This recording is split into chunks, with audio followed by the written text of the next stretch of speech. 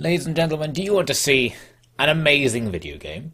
Of course you want to see an amazing video game. Do you also want to know what Devin's been doing with his little programming projects? Of course you do.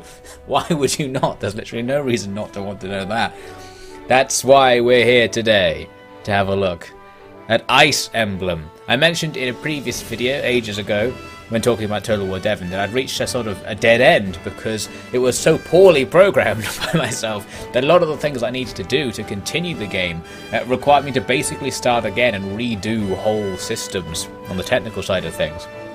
So I thought, I kind of want to do that to try it out, but not doing the exact same thing again, so I ended up making this. So this game is a clone of Fire Emblem with a few differentials thrown in there just for the lols.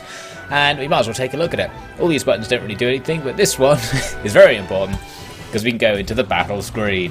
Now let's first admire the Microsoft Paint aesthetic with my personally hand-drawn, hand on a mouse that is drawn, art assets. You can see the ground is a kind of set of green splodges representing grass, potentially, and these bigger green splodges represent trees. Pretty magnificent, I think you'll agree. And these grey squares are just impassable terrain, rocks, as it tells us down there. So we've got this little thing at the bottom left that explains what the mouse is over. So if the image isn't obvious, it should be fine. We can use that to work out what it's supposed to be. But of course, those all these art assets can be sorted out later. And as well as that, we have the characters. If you've ever played Fire Emblem, this may seem familiar, how this is seeming to be working here. Similar to XCOM, or pretty much any like turn-based tactics RPG. So we have our characters, and they have beautiful sprites representing what class they are. Again, hand-drawn by a master artist such as myself. So each beautiful unit has a set of stats. When you click on them, it selects them, basically. We don't have anything. What I want is something to like indicate which unit you have selected. Right now you can kind of tell because the movement ranges are being projected from them, so you can sort of tell what unit you have selected, but it's not obvious. So we'll sort that out one day. Anyways, once you've picked it, we have the information up here detailing the stats of the unit. So they've got a name. All these are just kind of like random names, except this guy who has a great name.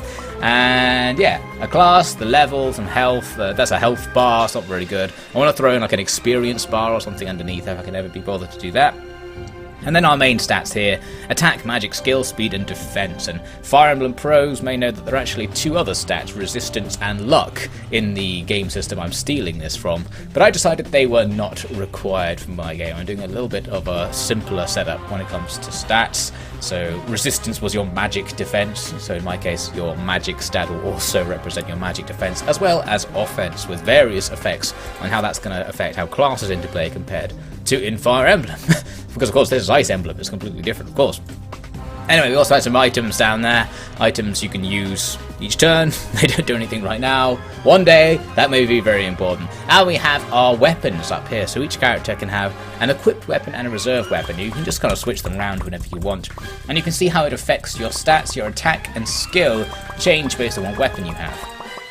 You may also notice that these numbers kind of represent what the stat change is going to be, but they just have all these shoes next to them. I don't have any actual icons for these stats, so basically I've got all these placeholder icons and they're all shoes, so every stat is just represented by a shoe if it doesn't explicitly say what it is. Like here it just says attack. So anyway, let's demonstrate some Fire Emblem, Fire Emblem action. So what we do is we pick our character we want to move. Let's say we're going to move them to there. Right click on the place we want to move, and then we have to choose what to do. We can attack, but of course we can't actually because there's nothing here to attack. You can see the little orange range of where it can attack from this position. We can cancel, which just makes it go back to where it was. If you say no, we're not going to move to there, so we move to there instead. And we can wait, which does nothing, and I've already done it with that unit there. So let's just do it with all of them. We'll just set up a little line of guys, like so. No, I can't make a line. We'll set up a shape of guys, a broken L shape. And here comes the enemy. Oh no, they didn't do very much. We can see the use of music effects there. So if you listen very carefully, you can tell that the background music basically dips way down. It plays a different, shorter music track, and then the background music comes back in there. So a music effect is different to a sound effect, in that a sound effect does not affect the background music. So that was just something I was playing with, testing out, words, you know what I mean, words, etc. Now the way that the enemy AI works is quite simple here. And it's vaguely based on Fire Emblem's AI because it's so basic. I thought it's easy to implement, and it kind of works from the player's perspective. What it actually does is generally the map will be covered in enemies, and the enemies will do nothing until you reach a certain like predetermined radius. So once you get close enough to each enemy, it will kind of wake up and start taking part in the battle. And it works like that in order to mean that you can come in with your party of 5 characters and you can take down a field of 30 enemies because they're kind of coming at you in small groups. Exactly the same as XCOM, in fact, where the enemies are all there on the map and they outnumber you, but you don't fight all of them at the same time, and that's what makes it possible to win. So let's kill 10 enemy. I'll walk over here, and from here you can see all 3 of those enemies are in range of my guy's bow. So we click attack, and we pick which one we're going to fight. So let's, I don't know, say this one for now. And when you click on an enemy, it basically shows you what's going to happen, and this is straight out of Fire Emblem. So we have the 2 combatants. This is the damage I'll do, this is the chance of doing that damage, and this is how many attempts I get. And you can see the enemy troop here will do no damage, no chance of doing it, and no attempts to do those no damage with no chance of doing it. That basically just means he can't attack me at all. He's out of the range for his weapon, whereas I am not. And you'll notice that the weapon depicted in the hand-drawn, beautiful hand-drawn sprite does not in any way represent what the character is actually carrying. It's just like a class image. Whatever. So now I can actually choose to cancel if I don't want to attack him, because I might want to check all 3 and go, okay, looks like this guy has the highest chance of hitting. I have the highest chance of hitting this guy, sorry, but I do slightly less damage. But let's do it anyway. We'll fire an arrow at bad guy. We get a beautiful animation, which is the same for all weapons. It just kind of goes whoosh. And then we get a level up with a beautiful music effect stolen from the YouTube creator library. And it tells you what stats you gained when you level up as well.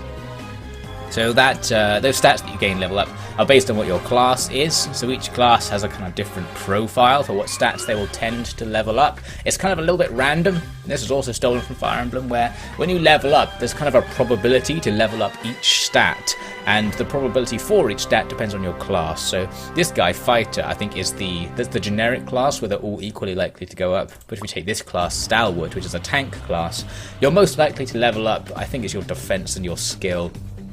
I don't know, who knows, but you get the idea. So different classes, as they level up, will become more and more diverse as they tend to put points into their certain stats that they prefer, but they'll also get random stats in the ones which they don't specialise in or don't need just for fun, just to keep things a little bit balanced as you go along. So let's try and annihilate the enemy here. We have them outnumbered, so we'll take this guy down. Only a 50% chance to hit. Oh, this guy is actually, he's going to screw me over. This enemy has a bigger chance to hit me. The chance to hit is based on your skill differential. So you can see bad guy has 9 skill at attacking. Breaker is a DPS class, which means it has a high chance to hit and high damage, but low defense. So when you hit them back, they take a lot of damage. Rizlau, the Synergist. This is a combined mage and melee class, but I haven't put any magical weapons in the game, so he can't take advantage of the mage parts of his stats. He has much higher magic than the other guy. So instead, he's going to have to use his crappy swordsmanship. We'll just try it anyway. We missed. Oh, and he hit us back. If you listen very carefully, you may notice that all of the sound effects are me making sounds into the microphone. So not only is it hand-drawn art, it's, I don't know, mouth created sound effects. Truly glorious. So let's try and beat these 3 guys down if we can. The Duelist class from Aroth, this is the one. It's another DPS class similar to the Breaker we saw earlier, and this one specializes in skill and speed. So once you have enough speed, if your speed differential is quite large, so you have like double the enemy speed, you get multiple attacks. So the idea with a duelist will be, you don't do all that much damage, but you can hit multiple times per turn, so even if your chance of hitting isn't that good, you'll probably do some damage. Anyway, just hit the bad guy. Miss me. Yes, yes, that went pretty well, Beep, beep, beep, beep. Beautiful beeping sound, performed by yours truly. This is the mage who doesn't have a magical weapon, so I think you truly is going to suck. Not too bad, 4 damage with 70% chance. We got it, we can break down this bad guy, probably.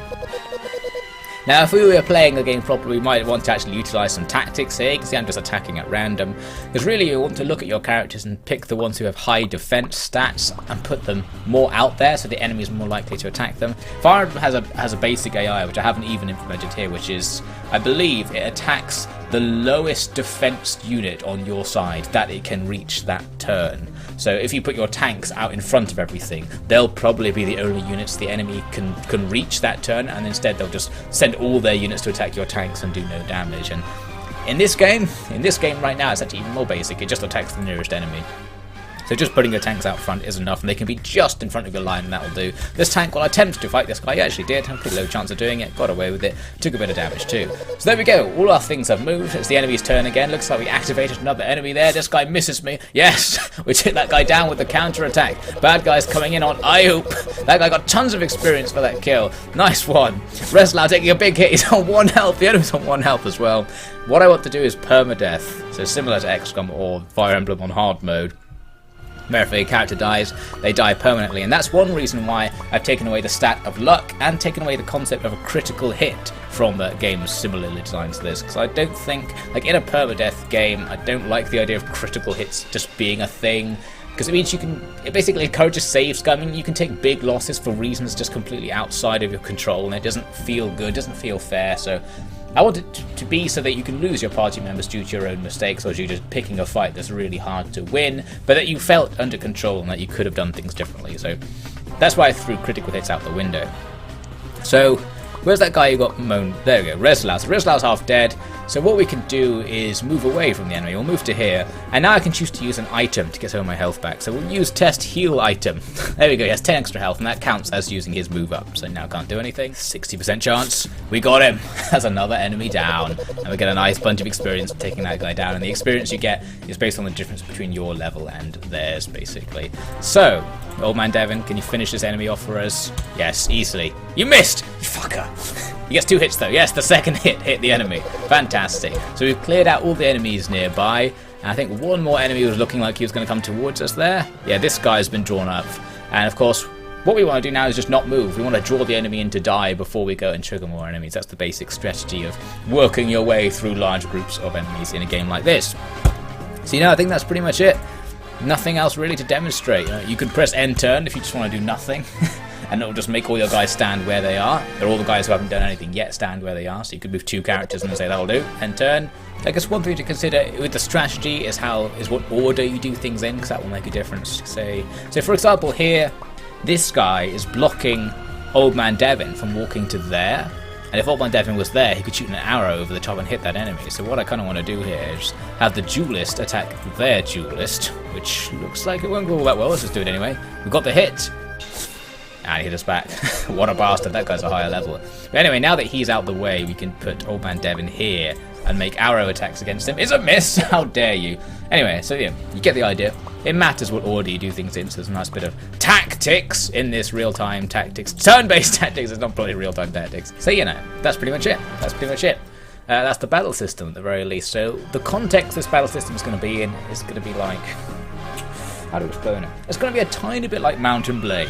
And that's where this game's going to differ from Fire Emblem, in that the world map system will be different. Fire Emblem is kind of linear, like the world map is a glorified stage select screen. You just basically go to bits on the map in a predetermined order and do a series of predetermined battles. So for this, I wanted it to be a bit more random, where you'll have a world map and you'll basically come into different little battle scenes like this with different sets of enemies based on what was going on the world map. So it'll be like Mount & Blade. So you might see an enemy party wandering around and you have the option whether or not to go and attack it that turn, or something like that, if you get what I mean. And we don't have a world map yet. Well, I've started making it, but there's nothing on it. Let's look at the world map. Had to restart the game because there's no way to get back to the main menu. Load test world map. It's the same art, assets will need to be different, of course, but you get the idea. So we might have like a party here, there'll be like some enemy parties and towns around the place, and they're just moving around during their turns, and we're choosing which ones to engage. And then that will transition into a battle scene like we just saw. You get all the XP and loot, whatever, and progress towards whatever the goal of the game is, which will probably be to get, like the world map will have different areas with different levels, and you're basically going to be leveling your characters to get to the next area so you can fight your way to the final bit and do the final thing. Insert storyline here.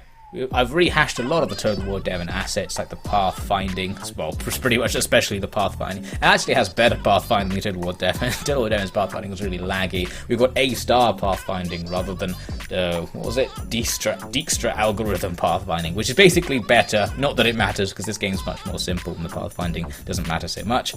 But anyway, I hope you all have enjoyed getting yourself hyped beyond belief for Ice Emblem. It will be called something else at some point. I just called it Ice Emblem to represent what I'm stealing most of the game design choices from. And aside from that, I hope you'll be saving your money, because I'm going to be releasing this game for about £1,000 per unit, maybe 1,500 US dollars for the collector's edition, of course. And the collector's edition comes with all of the beautiful mouth-made sound effects on a CD, so you can listen to it in your car. Listen to me going as the selection noise. It'll be beautiful, just like the game itself. And there you go. Hope you enjoyed it. I know I didn't. I'll see you potentially in another developer log with a much better looking version of this game, which will surely leave your mouth watering enough to fill up this beautiful, beautiful hand-drawn ocean. Whatever. Get out of here.